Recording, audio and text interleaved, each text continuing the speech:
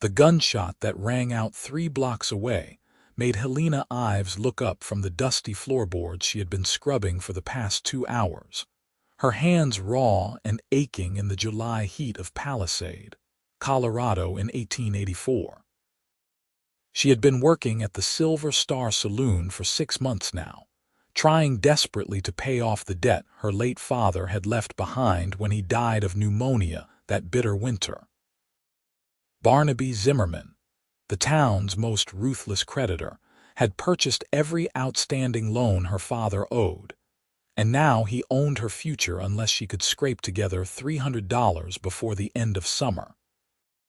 The amount felt impossible, a mountain she could never climb no matter how many floors she scrubbed, or how many plates she carried to tired miners and rowdy cowboys who passed through this small mining town nestled in the Colorado Plateau. Helena pushed a strand of honey-colored hair from her face, leaving a smudge of dirt across her cheek. She was 22 years old, and she had never imagined her life would come to this. Her father had been a good man, a carpenter who took pride in his work, but he had made some poor investments in a silver mine that never produced anything but broken dreams and empty pockets. When he passed, Helena discovered the extent of his debts, and before she could even properly mourn him, Barnaby Zimmerman appeared at her door with a stack of papers and a smile that made her skin crawl. The saloon doors swung open, and Helena instinctively straightened, preparing to greet whatever customer walked through. Instead, she found herself looking at a tall man with broad shoulders and a weathered face that spoke of years spent under the harsh western sun. He wore a black hat pulled low over his eyes, and his clothes were covered in trail dust. A gun belt sat comfortably on his hips, the leather worn smooth from use. He paused in the doorway, letting his eyes adjust to the dimmer light inside, and when his gaze found Helena kneeling on the floor with her scrub brush, something flickered across his face that she could not quite read. "We are open," Helena said, rising to her feet and wiping her hands on her apron. "Though the kitchen will not be ready for another hour if you are looking for a hot meal." The man removed his hat, revealing dark hair that needed a trim and eyes the color of storm clouds. "Just a whiskey," he said, his voice deep and measured, "and some information if you have got it." Helena moved behind the bar, grateful for something to do with her hands. She poured a generous measure of whiskey into a glass and set it before him. "Information about what?" "Work," he said simply, taking a sip. "I am looking for ranch work, or maybe a job with one of the mining operations. Name is Harrison Ingram." "Helena Ives," she replied automatically, then wondered why she had given her full name to a stranger. There was something about his direct gaze that made her want to be honest. "As for work, you might try the Copper Ridge Ranch about 5 miles west of town. They are always looking for hands who know their way around cattle. The mines are not hiring much right now. The silver is not flowing like it used to." Harrison nodded slowly, studying her face in a way that made her acutely aware of the dirt on her cheek and her worn dress. "You work here long?" "6 months," Helena said, turning away to arrange bottles that did not need arranging. She did not want to talk about her circumstances with a stranger, no matter how steady his eyes were. She heard him take another sip, then set the glass down with a soft clink. "Seems like hard work for a woman on her own." Helena spun back to face him, her chin lifting defensively. "I manage just fine, Mr. Ingram. Is there anything else you need?" Before he could answer, the saloon doors burst open again, and Helena's heart sank into her stomach. Barnaby Zimmerman strode in, his thick frame filling the doorway, his face already red from the heat or anger or both. He was a man in his late 40s with thinning hair he tried to hide under pomade, and small eyes that never seemed to blink enough. Behind him came his hired muscle, a brute named Colt who had fists like hammers and enjoyed using them. Helena, Zimmerman said, his voice falsely cheerful. I was hoping I would find you here. Mr. Zimmerman, Helena said, her voice carefully neutral. I am working. Can this wait until this evening? No, it cannot wait, Zimmerman said, moving closer to the bar. We need to discuss your payment situation. You are behind schedule, my dear. Very behind schedule. Helena felt her cheeks flush. I paid you $15 just last week. I am doing everything I can. $15, Zimmerman repeated, shaking his head as if disappointed in a wayward child. Do you know how much interest accumulates on $300, Helena? At the rate you are going, you will be paying me for the next 10 years, unless we come to a different arrangement. The way he said arrangement made Helena's stomach turn. This was not the first time he had hinted at alternative methods of payment, suggestions that made her want to scrub her skin raw. I will get you the money, she said firmly. I just need more time. Time, Zimmerman laughed, a sound like breaking glass. Time is exactly what you do not have. The terms were clear. $300 by September 1st, or I take possession of your father's house and everything in it, and perhaps we discuss other forms of compensation. He moved around the bar before Helena could react, backing her toward the corner where the wall met the shelves of bottles. She pressed herself against the wood, her heart hammering. Mr. Zimmerman, please step back. Or what? Zimmerman said, reaching out to touch her hair. You are in no position to make demands, Helena. You owe me, and I intend to collect one way or another. The lady asked you to step back. The voice came from behind Zimmerman, calm and steady as a river stone. Harrison Ingram had risen from his seat at the bar, and though he had not drawn his gun, his hand rested casually near it. His eyes were no longer storm cloud gray, but something darker, more dangerous. Zimmerman turned, his face twisting with irritation. This does not concern you, Drifter. Move along before you find yourself in trouble you cannot handle. Seems to me it concerns anyone with eyes to see a man cornering a woman who wants nothing to do with him, Harrison said, taking a step closer. His voice remained calm, but there was steel underneath. Now, I am going to ask you nicely one more time. Step away from the lady. Colt moved forward, cracking his knuckles, but Harrison's hand dropped to his gun with such casual confidence that the bigger man hesitated. Helena held her breath, afraid of what might happen next, afraid of what it might cost this stranger to defend her. Zimmerman's eyes narrowed, calculating. After a long moment, he stepped back from Helena, smoothing his vest. Very well, but this is not finished, Helena. You have until September 1st, not one day more. He turned to leave, then paused next to Harrison. You just made a powerful enemy, friend. I hope it was worth it. I have made enemies before, Harrison said mildly. I am still here. After Zimmerman and Colt left, the saloon seemed to exhale. Helena realized she was shaking and gripped the edge of the shelf to steady herself. Harrison returned to his seat and finished his whiskey in one swallow, as if nothing unusual had just happened. Thank you, Helena said quietly, moving back behind the bar where she felt safer. You did not have to do that. Yes, I did, Harrison said simply. He pushed the empty glass toward her. How much does she owe you right now? The question took Helena by surprise. She stared at him, trying to understand why a stranger would care about her debts. I do not see how that is your concern. Humor me. Helena hesitated, then decided there was no harm in telling him. The whole town probably knew anyway. $300. My father took out loans to invest in a mine that failed. When he died, Zimmerman bought up all his debts. I have been trying to pay it back, but between the interest and living expenses, it feels like drowning in quicksand. Harrison was quiet for a moment, his fingers drumming a slow rhythm on the bar. $300, he repeated. That is a considerable sum. I know, Helena said bitterly. Believe me, I know.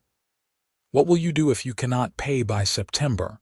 I do not know, Helena admitted, the words catching in her throat. The house was my mother's before she died. It is all I have left of either of them. If I lose it, I lose everything. And Zimmerman has made it clear he expects other forms of payment if I cannot provide cash. Harrison's jaw tightened. Men like that should be horsewhipped. Maybe so, Helena said, but that does not change my situation. She picked up his glass to refill it, but he covered it with his hand. I should probably find that ranch before dark, he said, rising. He placed a silver dollar on the bar, far more than the whiskey cost. Keep the change. And Helena, be careful around Zimmerman. Men like him do not take public embarrassment well. I will, Helena promised, though she had no idea how she could be more careful than she already was. She watched Harrison leave, wondering if she would ever see him again, wondering why the thought of not seeing him made her feel even more alone than before. The rest of the day passed in a blur of ordinary tasks.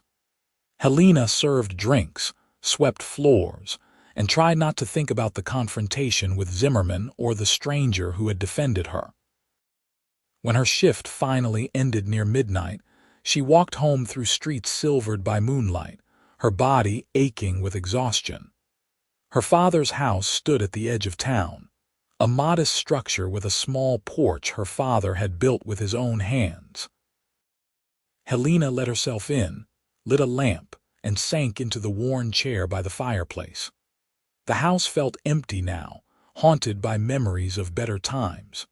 She looked around at the simple furniture her father had crafted, the quilt her mother had stitched, the clock that had belonged to her grandmother. All of it would belong to Zimmerman in less than 2 months if she could not find a way to pay him. Sleep came fitfully that night, filled with dreams of being chased through endless corridors while a faceless figure reached for her with grasping hands. The next morning, Helena woke to knocking at her door. She dressed quickly and found Harrison Ingram standing on her porch, his hat in his hands. In the morning light, she could see more details about him, the small scar above his left eyebrow, the lines around his eyes that suggested he smiled more than he frowned, though he was not smiling now. "Mr. Ingram," she said, surprise making her voice higher than normal. "What brings you here?" "I have been thinking about your situation," Harrison said without preamble, "and I have a proposition for you." Helena's guard went up immediately. "If this is about alternative arrangements, I am not interested." "Nothing like that," Harrison said quickly, holding up a hand. "I swear on my mother's grave, this is a business proposition, pure and simple." Cautiously, Helena stepped aside to let him in. He entered carefully, as if aware that his presence in her home could damage her reputation if anyone saw. She offered him coffee, which he accepted, and they sat at her small kitchen table. "I got the job at Copper Ridge Ranch," Harrison began. "The pay is decent, and they are providing room and board. But I have been thinking about what you said yesterday, about Zimmerman and his expectations if you cannot pay." "And," Helena prompted when he paused. "And I want to help," Harrison said. He pulled a worn leather pouch from his jacket and set it on the table between them. "I have some money saved. Not $300, but enough to make a significant payment that would buy you more time." Helena stared at the pouch, then at Harrison's face. "Why would you do that? You do not even know me." "I know enough," Harrison said. "I know you are working yourself to exhaustion trying to pay off a debt that was not yours to begin with. I know Zimmerman is a predator who sees you as prey. And I know that sometimes people need help, and there is no shame in accepting it.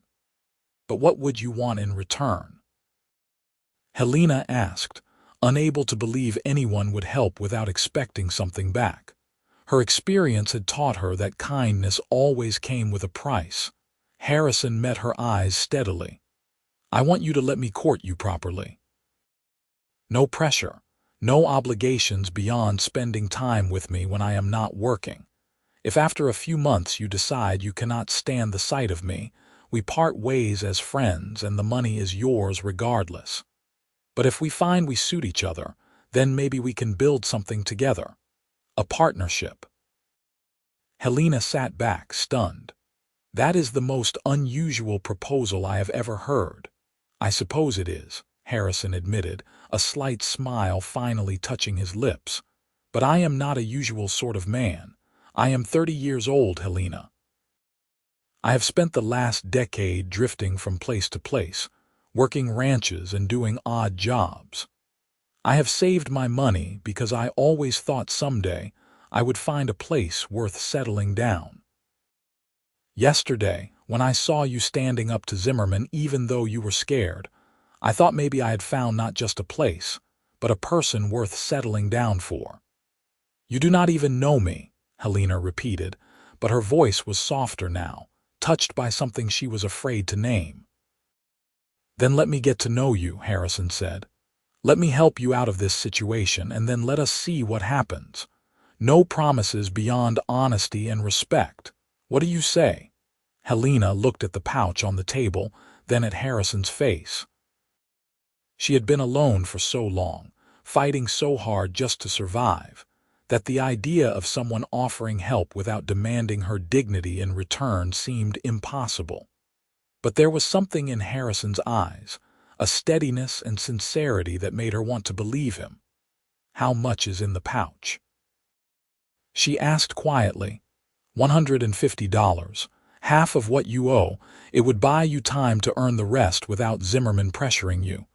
It was a fortune, more money than Helena had seen in months. I cannot accept this, she said, even as her heart screamed at her to take it. It is too much. What if I cannot pay you back? What if we do not suit each other after all? Then you do not pay me back, Harrison said simply. Helena, I am not Zimmerman. I am not trying to trap you or own you. I just want a chance. That is all. Helena closed her eyes, feeling tears threaten. When had anyone last offered her kindness without strings attached? When had anyone last looked at her and seen something worth protecting rather than something to exploit? She thought about her father, about how he would have wanted her to accept help from a good man rather than suffer at the hands of a bad one. All right, she whispered, opening her eyes. All right, Mr. Ingram, you have your chance. Harrison, he corrected gently. If I am courting you, you should probably call me Harrison. Harrison, Helena said, testing the name on her tongue. It felt strange and wonderful at the same time. They went together to Zimmerman's office that afternoon. The creditor's face darkened with rage when Helena counted out $150 on his desk, money he clearly had not expected her to produce. Where did you get this? He demanded, his eyes flicking between Helena and Harrison, who stood slightly behind her, a solid presence at her back. That is none of your concern, Helena said, her voice stronger than she felt. I am making a payment on my debt as agreed. You will provide me with a receipt and updated terms. Zimmerman's fingers drummed on the desk, his mind clearly working through angles and schemes. Very well, he finally said, pulling out a ledger. This leaves you with $150 remaining, plus accrued interest. I expect full payment by September 1st. You will have it, Helena said, though she had no idea how she would manage. Still, having the debt cut in half felt like she could finally breathe again. Outside Zimmerman's office, Helena turned to Harrison. Thank you, she said simply. I do not have words for what you have just done for me. You do not need words, Harrison said. Just give me that chance we talked about. Have dinner with me on Sunday. The hotel dining room, nothing fancy, just a chance to talk without half the town listening in. Helena agreed, and on Sunday she wore her best dress, a simple blue cotton that brought out the color of her eyes. Harrison cleaned up well, she discovered, his dark hair neatly trimmed, his jaw freshly shaved. He held her chair for her and asked about her life before the debts, about her parents and her childhood. In turn, he told her about growing up on a farm in Kansas, about losing his parents to cholera, about the years he spent drifting because he had no anchor to hold him anywhere. "Why did you stop here?" Helena asked. "Palisade is not much to look at." "I was passing through on my way to Utah," Harrison admitted, "but something made me stop. Maybe fate, maybe just good timing. Either way, I am glad I did." The weeks that followed fell into a pattern that felt both comfortable and thrilling. Harrison worked long days at Copper Ridge Ranch, but he spent his evenings in town, often stopping by the Silver Star to walk Helena home when her shift ended. They talked about everything and nothing, discovering shared opinions on books neither had time to read, arguing good-naturedly about whether summer or winter was worse in Colorado, learning each other's histories and hopes. Helena found herself watching for Harrison's arrival each evening, her heart lifting when she caught sight of his tall frame in the doorway. He never pushed for more than she was willing to give, never demanded kisses or intimacies beyond holding her hand as they walked. His patience and respect made her trust him in ways she had not trusted anyone since her father died. Zimmerman, meanwhile, had not given up his pursuit. He continued to corner Helena whenever Harrison was not around, making thinly veiled threats and suggestions that made her skin crawl. She saved every penny she could from her wages, slowly building toward the remaining $150 she owed, but the interest kept growing, and September 1st was approaching like a train she could not outrun. One evening in late August, Harrison arrived at the saloon looking troubled. Helena knew him well enough now to read his moods, and she ushered him to a quiet corner table. "What happened?" she asked. "I heard something today," Harrison said quietly. One of the ranch hands was talking about Zimmerman. "Apparently, he has been buying up property all over town from people who cannot pay their debts. He is accumulating power, Helena. Land and influence. And from what I hear, he is particularly interested in your father's house because it sits on a piece of property that borders a planned railroad expansion. If the railroad comes through, that land will be worth 10 times what you owe him." Helena felt cold despite the summer heat. "So he never intended to let me pay off the debt. He has been waiting for me to fail so he can take the property." "That would be my guess," Harrison said grimly. "How much do you have saved now?" $75, Helena said. "Which means I am still 75 short, not counting the interest he will add on." Harrison leaned back, his jaw tight. "I have another 40 saved from my ranch wages. It is not enough." They sat in heavy silence, the weight of the impossible situation pressing down on them. Helena had worked so hard and Harrison had given so much, and it still was not enough. Zimmerman would win and she would lose everything. "There has to be another way," Helena said desperately. "Maybe I could sell the furniture or take on extra work, or you could marry me." Helena's words died in her throat. She stared at Harrison, certain she had misheard. "What? Marry me?" Harrison repeated, reaching across the table to take her hand. "I know it is fast, and I know this is not the romantic proposal you probably dreamed of as a girl. But if we marry, your debts become my debts, and I can negotiate with Zimmerman as your husband. He would have to deal with me, not you. And together, with both our savings and future earnings, we can pay him off and be done with him forever." "Harrison, that is not fair to you," Helena protested, even as her heart raced. "You should not have to marry someone out of obligation. You deserve better than that." "Is it obligation?" Harrison asked softly. "Because from where I am sitting, I am asking you to marry me because over the past 6 weeks, I have fallen in love with you, Helena Ives. I love your strength and your determination." I love the way you hum when you think no one is listening, and the way you always leave the biggest tips for the cook, because you know she has children to feed. I love how you talk about your parents, keeping their memory alive. I was going to wait longer to tell you, to court you properly for months before asking. But we do not have months. We have days.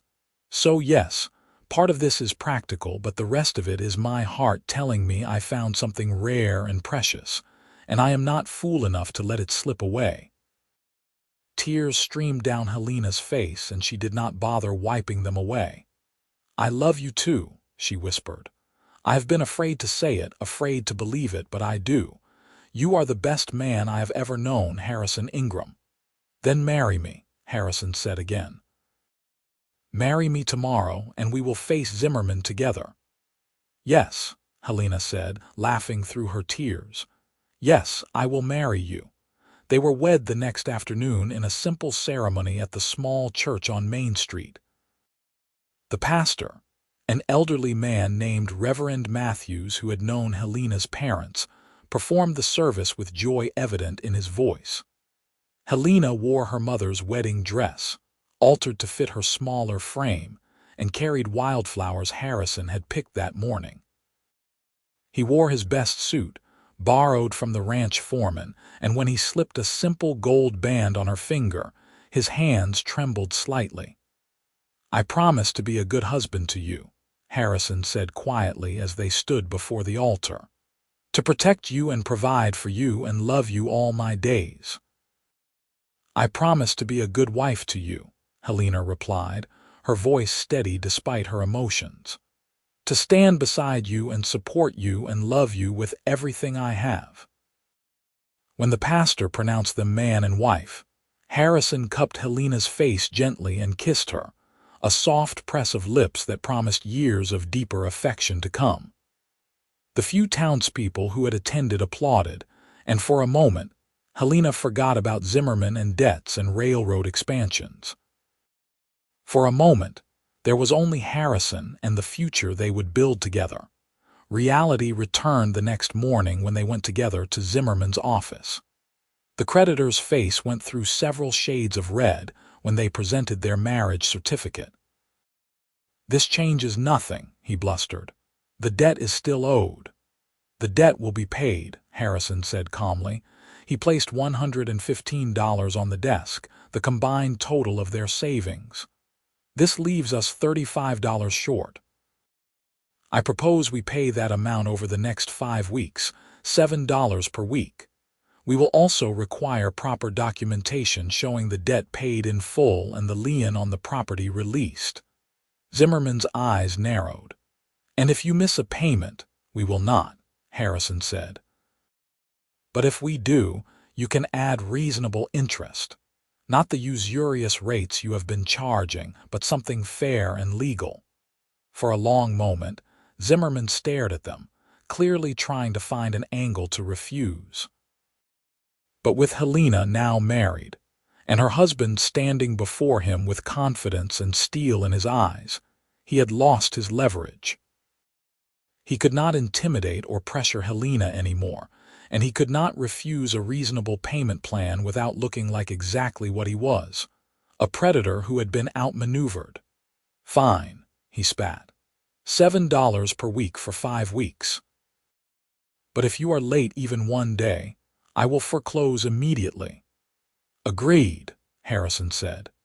He took the receipt Zimmerman grudgingly provided and guided Helena out of the office, his hand protective on the small of her back. Outside, Helena let out a breath she had not realized she was holding. We did it, she said wonderingly. We actually did it. Not yet, Harrison cautioned. We still have 5 weeks to go and we need to make sure we have the money each week. But yes, we are on our way.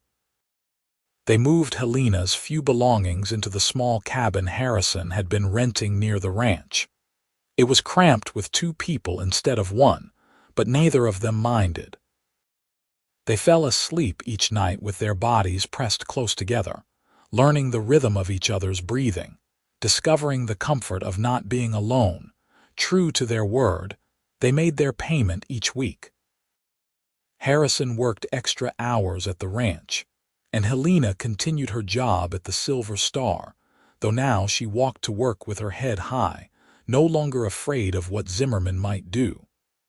The other townspeople noticed the change in her, the confidence that came from having someone at her side. The final payment came due on the last day of September. Harrison and Helena walked to Zimmerman's office together, their fingers intertwined. They counted out the $7, plus an extra $1 for good measure, and watched as Zimmerman was forced to sign the paperwork declaring the debt paid in full. "You are making a mistake," Zimmerman said as he handed over the deed to Helena's house. "That property is worthless. You fought so hard for nothing." "It is worth everything to me," Helena said quietly. "It is my parents' memory and my future, and you will never touch it again." They walked out into the September sunshine, and Harrison lifted Helena off her feet, spinning her around until she laughed breathlessly. "We did it," he said, echoing her words from weeks ago. "You are free, Helena, truly free." That night, they went to Helena's house, their house now, and sat on the porch her father had built. Stars blazed overhead in the clear Colorado sky, and the air carried the first hint of autumn's coming chill. "What happens now?" Helena asked, resting her head on Harrison's shoulder. "Now we live," Harrison said simply. "I am going to talk to the ranch owner about building a small house on the property. He has been pleased with my work and mentioned he is looking for a foreman. The pay is better, and we would have a real home instead of that cabin. But we would keep your father's house too, rent it out maybe, or keep it for when we have children who need more room to run." Children. The word sent a thrill through Helena. She had not dared think that far ahead, but now the future stretched before them, full of possibility. Over the next year, Harrison proved true to every promise. He was promoted to foreman at Copper Ridge Ranch, and together they built a small but sturdy house on the ranch property. Helena continued working at the saloon until she discovered she was pregnant in the spring of 1885.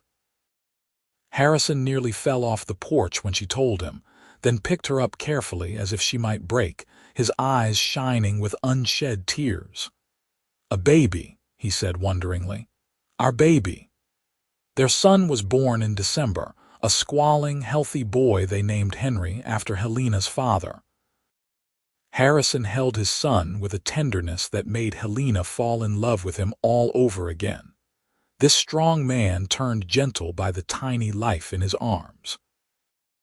Zimmerman tried one last time to cause trouble, spreading rumors that Harrison was not Henry's real father, that Helena had been pregnant before they married. But the timing did not support his lies, and the townspeople, who had grown fond of the young couple, dismissed his poison for what it was. Eventually, Zimmerman left Palisade altogether, his schemes having failed and his reputation in tatters. Life settled into a comfortable rhythm. Harrison managed the ranch with skill and fairness, earning the respect of the men under him. Helena devoted herself to raising Henry while maintaining the two properties they owned. They were not wealthy, but they were comfortable, and more importantly, they were happy. On their second anniversary, Harrison took Helena back to the spot where they had first met, the Silver Star Saloon. It had new owners now, and the interior had been remodeled, but Helena could still remember standing behind that bar, scared and desperate, and looking up to see a stranger with storm-cloud eyes who would change her life forever. "You ever regret it?" Harrison asked as they stood in the street outside. "That I rushed you into marriage before you were really ready." Helena turned to face him, cupping his weathered face in her hands. "I have never regretted a single day with you, Harrison Ingram. You gave me everything I needed when I needed it most. Hope, protection, love. And you have given me more joy than I knew existed." "You gave me a home," Harrison said softly. "A real home, not just a place to sleep between jobs. You and Henry are my whole world." They kissed in the middle of the street, not caring who saw, and then walked home hand in hand. 2 years later, Helena gave birth to a daughter they named Beatrice, after Harrison's mother. Henry, now a rambunctious 3-year-old, was fascinated by his tiny sister and insisted on helping with everything from feeding to diaper changes. Harrison expanded their house, adding 2 more bedrooms and a larger kitchen where Helena could cook for their growing family. The years rolled on, bringing both challenges and triumphs. The railroad did eventually come to Palisade, just as Harrison had predicted, bringing prosperity to the town and vindication that Zimmerman had indeed been scheming for Helena's property. But by then, it did not matter, as the property was secure in their hands, and they were able to use its increased value to invest in a small herd of cattle that Harrison managed alongside his ranch duties. Helena sometimes thought about the girl she had been, scrubbing floors and terrified of the future. That girl seemed like someone from another lifetime, someone she barely recognized. She had been so alone then, so desperate. Now she had a husband who still made her heart flutter when he walked in the door, 2 beautiful children who filled their home with laughter, and a security she had once thought impossible. On a warm summer evening in 1892, Helena sat on the porch of their ranch house watching Harrison teach 7-year-old Henry how to rope fence posts, while 4-year-old Beatrice gathered wildflowers nearby. The sun painted the Colorado sky in shades of orange and pink, and somewhere in the distance, cattle lowed as the ranch hands drove them to the north pasture. Harrison looked up from his instruction and caught Helena's eye. He smiled at her, that slow, warm smile that still had the power to make her breath catch, and she smiled back. No words were needed. They had built this life together, brick by brick, day by day, through hard work and determination, and a love that had started with a simple act of kindness and grown into something unshakable. That night, after the children were in bed, Helena and Harrison sat together on the porch swing he had built for her last birthday. The stars were brilliant overhead, the same stars that had witnessed their first kiss, their wedding vows, the births of their children. "Do you remember that day in the saloon?" Helena asked, her head resting on Harrison's shoulder. "When you asked me how much I owed?" "Every detail," Harrison said. "I remember thinking you were the bravest person I had ever met, standing up to Zimmerman even though you were shaking." "I remember thinking you were crazy," Helena admitted with a laugh. "Some stranger getting involved in a situation that had nothing to do with him. I thought you would get yourself killed." "Maybe I was a little crazy," Harrison agreed, "but I looked at you and I just knew. I cannot explain it better than that. I knew you were supposed to be part of my life." "Fate," Helena said softly. "Fate," Harrison agreed. He tightened his arm around her, "and the best decision I ever made." They sat in comfortable silence, listening to the night sounds of the ranch, the rustle of wind through grass, the distant call of an owl. Their children slept safely inside, the mortgage on their property was paid off, and they had money in the bank for the first time in their lives. They had built something real and lasting, a legacy they would pass on to Henry and Beatrice, and whatever other children might come. Helena thought about the long journey from that desperate day in the saloon to this peaceful evening on their porch. She thought about Zimmerman and his schemes, about the debt that had nearly crushed her, about the stranger who had stepped in when she needed help most. Every hardship had been worth it to arrive at this moment, this life, this love. "I love you," she whispered into the darkness. "I love you too," Harrison replied, pressing a kiss to the top of her head. "Today, tomorrow, and all the days after that." And as the stars wheeled overhead and the Colorado night deepened around them, Helena Ingram knew with absolute certainty that she had found her happy ending. Not in being rescued, though Harrison had certainly helped rescue her. But in the partnership they had forged together, the family they had created, the life they had built with their own hands and hearts. The porch swing creaked gently as they rocked, and somewhere inside the house, one of the children stirred and settled back to sleep. This was happiness, Helena thought. Not the dramatic, sweep-you-off-your-feet romance of dime novels, but something better and deeper. This was choosing each other every day, working together through problems, celebrating victories large and small, and building a love that would last all their days. In the years that followed, Harrison and Helena would face other challenges.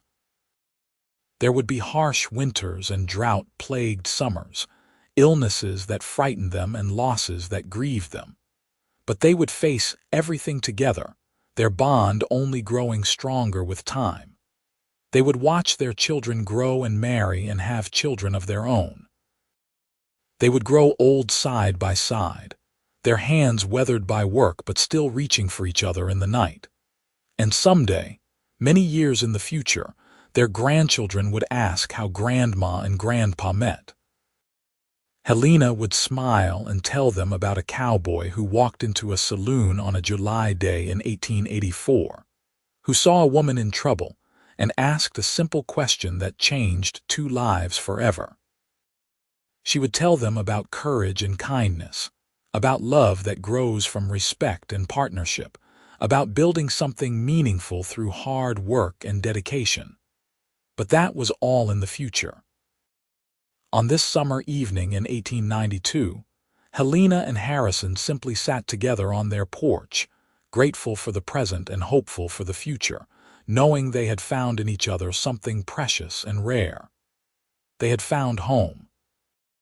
As the moon rose over the Colorado Plateau, casting silver light across the ranch they had built together, Helena closed her eyes and breathed in the scent of prairie grass and wildflowers.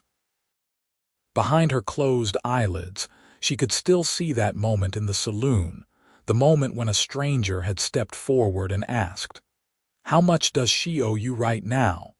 The moment everything had changed. She squeezed Harrison's hand, and he squeezed back, and they sat together in perfect peace. Two souls who had found each other against all odds and built a love story worthy of the wild, beautiful, untamed West. The wind whispered through the grass, carrying with it the promise of all the tomorrows yet to come, and Helena smiled, knowing that whatever those tomorrows brought, she and Harrison would face them together. Forever.